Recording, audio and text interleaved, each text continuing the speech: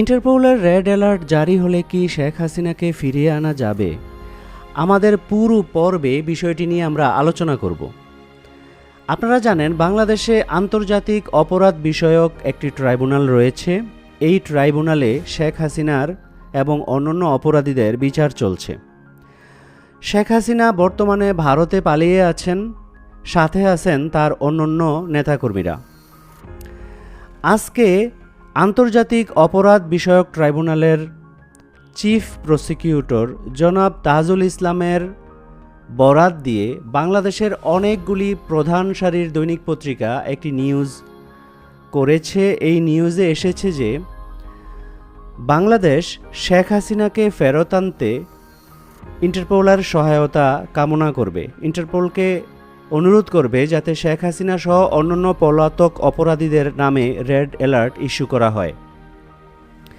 কি প্রক্রিয়ায় এই রেড অ্যালার্ট ইস্যু করা হবে এবং এর ফলাফল কি হতে পারে? প্রথমত, চিফ প্রসিকিউটর আইজিপি অফিসে একটা আবেদন করবেন যাতে ইন্টারপোলের সহায়তা নেওয়া হয়।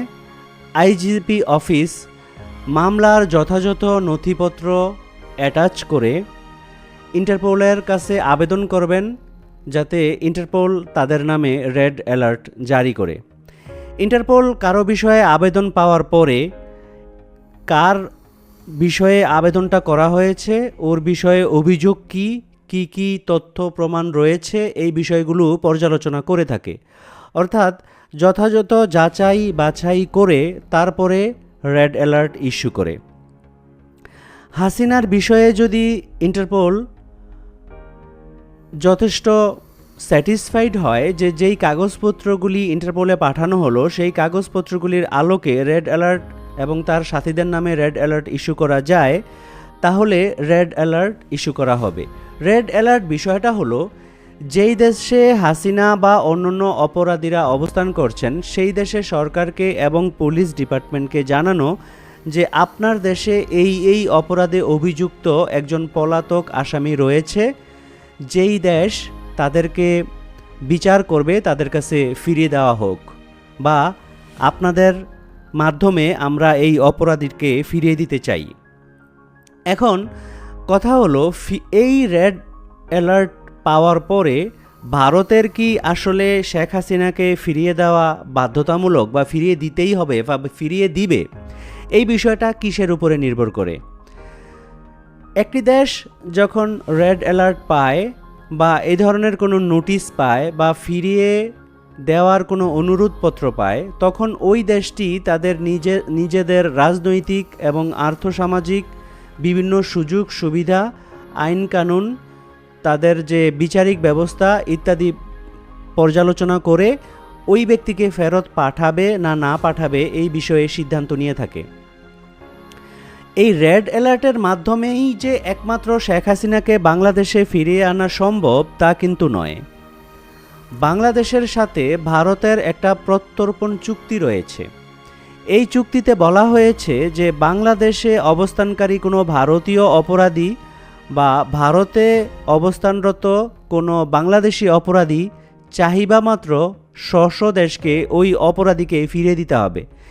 এই প্রত্যর্পণ চুক্তি অনুসারে যদি বাংলাদেশ শেখ হাসিনা সহ তার সাথীদেরকে চায়, তাহলে ভারত ওই অপরাধীদেরকে ফিরিয়ে দিতে বাধ্য। তবে এই প্রত্যর্পণ চুক্তিতে একটি কথা আছে, কথাটি হচ্ছে, যদি শুধুমাত্র রাজনৈতিক হেনস্থা বা রাজনৈতিকভাবে ক্ষতিগ্রস্ত করার উদ্দেশ্যে কোনো ব্যক্তিকে ফেরত চাওয়া হয়, তাহলে কোনো দেশ চাইলে ওই ব্যক্তিকে ফেরত নাও দিতে পারে।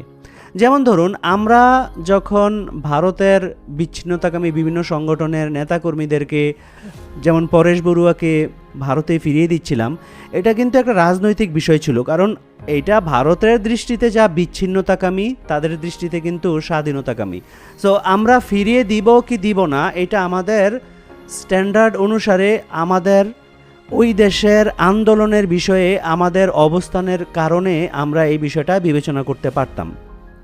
তেমনিভাবে শেখ হাসিনাকে ভারত ফিরিয়ে দিবে কি ফিরিয়ে দিবে না, রাজনৈতিকভাবেই শুধুমাত্র শেখ হাসিনাকে বা অন্য কোনো অপরাধীদেরকে হেনস্থা করার উদ্দেশ্যেই বাংলাদেশ তাদেরকে ফেরত চাইছে কি চাইছে না এই বিষয়টা বিশ্লেষণ করে ভারত এই ধরনের অপরাধীদেরকে ফিরিয়ে দিবে না না দিবে সেই বিষয়ে সিদ্ধান্ত নিতে পারবে।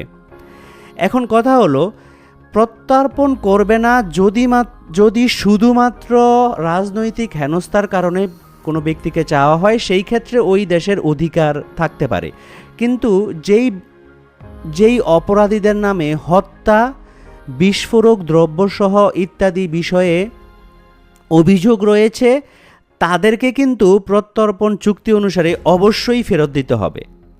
এখন একটা বিষয় হচ্ছে আইনের কথা, আরেকটা বিষয় হচ্ছে যে আমি একটা দেশের উপরে আধিপত্য কায়েম করার উদ্দেশ্যে মন গড়া মতো চলে আমি তাকে ফেরত দিব কি দিব না এই বিষয়ে সিদ্ধান্ত নিব, সেটা অন্য কথা। বাংলাদেশের তুলনায় ভারত রাজনৈতিক, অর্থনৈতিক এবং বিভিন্ন ক্ষেত্রে অনেক শক্তিশালী একটা দেশ। আন্তর্জাতিক পরিমণ্ডলে ভারতের অবস্থান বাংলাদেশের তুলনায় অত্যন্ত ভালো। সেই ক্ষেত্রে এই যে প্রত্যর্পণ চুক্তি বা ইন্টারপোলের যে রেড অ্যালার্ট, এইগুলি বিচার বিবেচনায় নিয়ে বাংলাদেশের দাবি যথাযথ হওয়ার পরেও ভারত তাদের নিজেদের ইন্টারেস্টে শেখ হাসিনাকে ফিরিয়ে দিতেও পারে, নাও দিতে পারে। ভারত যদি মনে করে যে শেখ হাসিনা ভারতের কাছে এতটাই গুরুত্বপূর্ণ যে বাংলাদেশের নাগরিকদের, বাংলাদেশের ল অ্যান্ড অর্ডার সিচুয়েশনের, বাংলাদেশের ডেমোক্রেসির জন্য ভারতের কোনো দায়বদ্ধতা নাই, ভারতের কোনো চিন্তা ভাবনা নাই, তাহলে শেখ হাসিনাকে ভারত ফিরিয়ে নাও দিতে পারে। ভারত যদি মনে করে অতীতে যা করেছে কিন্তু ভবিষ্যতে ভারত বাংলাদেশের জনগণের সাথে একটা সুসম্পর্ক চায়, ভারত চায় বাংলাদেশে একটা গণতান্ত্রিক পরিবেশ ফিরে আসুক, বাংলাদেশে একটি অস্থিতিশীল পরিবেশ না থাকুক, তাহলে ভারত একটা বৃহত্তর স্বার্থের কথা চিন্তা করে অদূর ভবিষ্যতে যাতে ভারতের সাথে বাংলাদেশের সম্পর্ক ভালো থাকে এইসব বিষয়ে চিন্তা ভাবনা করে ভারতের স্থিতিশীলতা, বাংলাদেশের স্থিতিশীলতার কথা চিন্তা ভাবনা করে হাসিনাকে ফিরিয়ে দিতে পারে। কারণ খুব স্বাভাবিকভাবেই শেখ হাসিনা সহ অন্যান্য যে কোনো অপরাধী যদি ভারতে আশ্রয় নিয়ে থাকে, সেই অপরাধীদেরকে যদি ভারত ফিরিয়ে না দেয়, তাহলে স্বাভাবিকভাবেই বাংলাদেশের সাথে ভারতের একটা অত্যন্ত বৈরী সম্পর্ক তৈরি হবে। ইতিমধ্যেই ভারতের অনেকগুলি নেইবরিং কান্ট্রি বৈরী হয়ে গিয়েছে, অনেকের সাথেই সম্পর্ক খারাপ না, কারণ বাংলাদেশ সহ অন্যান্য দেশের ইন্টারেস্টে ভারত কাজ করার পরিবর্তে ভারত তার নিজের ইন্টারেস্টে এত বেশি কাজ করে যে অন্যান্য ছোট ছোট দেশগুলি ভারতের উপর অত্যন্ত বিরক্ত হয়ে যাচ্ছে। এই কারণে ভারতের পাশ থেকে তারা সরে যাচ্ছে বা ভারতের সাথে তাদের প্রতিবেশীমূলক সম্পর্কটা খারাপ হয়ে যাচ্ছে। এখন একটা বড় কান্ট্রির দায়ও কিন্তু বেশি থাকে, একটা বড় ভাইয়ের দায় যেরকম বেশি থাকে, একটা বড় কান্ট্রির দায়িত্ব বেশি থাকে। শক্তিশালী যেহেতু বেশি ভারত, বড় দেশ অর্থনৈতিকভাবে, রাজনৈতিকভাবে, সেই ক্ষেত্রে ভারতের দায়ও কিন্তু বেশি। আন্তর্জাতিক যারা আছেন, আন্তর্জাতিক পর্যায়ে প্রতিবেশীমূলক পর্যায়ে যারা আছেন, তাদের দেশগুলির স্থিতিশীলতার জন্য, তাদেরকে বন্ধু হিসেবে পাওয়ার জন্য ভারতের কিন্তু অনেক দায়বদ্ধতাও রয়েছে। তো এখন আসলে আমাদের দেখার পালা যে ভারতের রাজনৈতিক নেতৃবৃন্দ, ভারতের সাউথ ব্লক, ভারতের আমলারা কতটা আসলে ম্যাচিউর হয়েছেন। তারা কি এখনও আসলে তাদের সব ডিম একই ঝুড়িতে রাখবেন, নাকি তারা বাংলাদেশের সকল দলের সাথে, বাংলাদেশের নাগরিকের সাথে সম্পর্ক রাখবেন?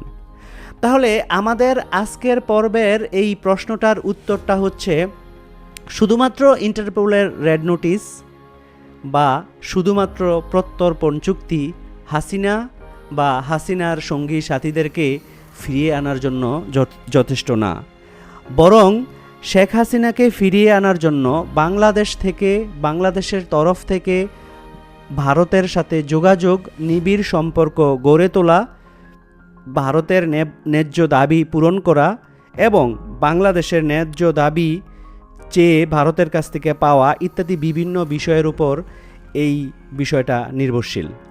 বন্ধুরা, আশা করি আমার এই বিশ্লেষণ আপনাদের ভালো লেগেছে। আমার চ্যানেলটিকে সাবস্ক্রাইব করে দিন, কন্টেন্ট ভালো লাগলে লাইক করুন। আমার চ্যানেলে সাধারণত রাজনৈতিক এবং বাংলাদেশের জাতীয় ইস্যু নিয়ে কথা বলা হয়ে থাকে। আপনারা এই ধরনের কন্টেন্ট আরও পাওয়ার জন্য বেল বাটনটি প্রেস করে দিন। সুস্থ থাকুন, ভালো থাকুন। আসসালামু আলাইকুম ওয়া রাহমাতুল্লাহ।